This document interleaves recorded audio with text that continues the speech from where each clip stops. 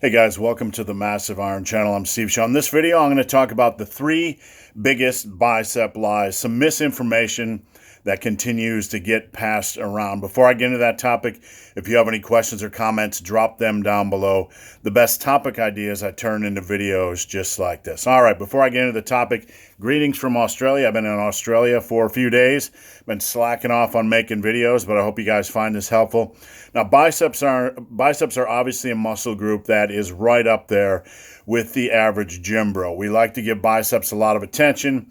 We like to attack those arms. We want big, beefy arms to go with our big, beefy pectorals, right? But when it comes to biceps training, there's a lot of misinformation out in the realm of fitness or muscle building. So here are the three biggest lies in my opinion. The first lie, in my opinion, is that you can't cheat on bicep exercises. Let me repeat.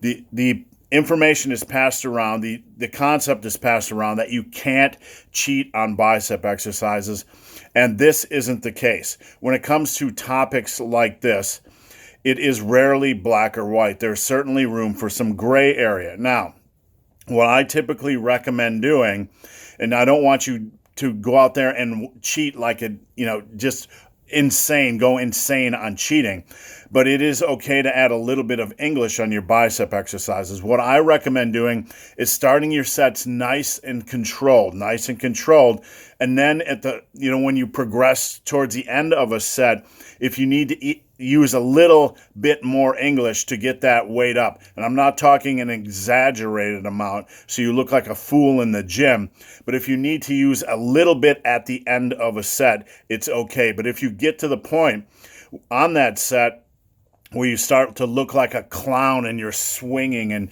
and doing all these exaggerated movements, that's when it needs to stop. I'm just talking about a little bit of English, a little bit of body rock, because by then, at the end of your sets, your biceps are already fatigued and you're just kind of pushing them a little bit harder with a little bit of English. Now, the second lie is that you don't need to do biceps work. I couldn't disagree with this more. Now, I always did biceps work. I did it for, well over 20 years. When I dove into the powerlifting world in 2007, somewhere a few years after that, I decided just to focus on compound movements. Now, I got a lot stronger. I did. But what happened was, at some point in time, after about a year and a half of not doing biceps movements, I noticed that my eccentrics, or the lowering of the weight on my bench press, it felt exceptionally heavy. And I started to pick up strains and pains in my brachialis and around my biceps as well. So what I started to do, I started to add biceps work back in.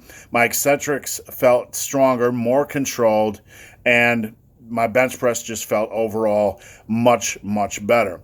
So it is a good idea to keep a reasonable amount of biceps work in. You don't want to let anything get weak in that chain. It should be noted that I am an incredibly strong rower. When it comes to dumbbell rows, I got up to well over 250, 270 for reps. Videos are on this channel.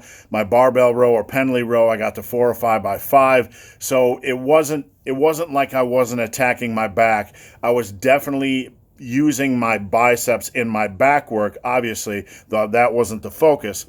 The idea that you only need to do rows and back work to build up biceps is absolutely foolish. It's misguided, and it's very black or white. And here again, we're into the black or white type of thinking in muscle building, in strength training, which in my opinion is really idiotic. Anytime you hear a black or white statement, you should probably just flush it down the old shitter and look for something in the middle, in the gray area. Now, when I stopped doing biceps work, my arms size shrunk by about an inch.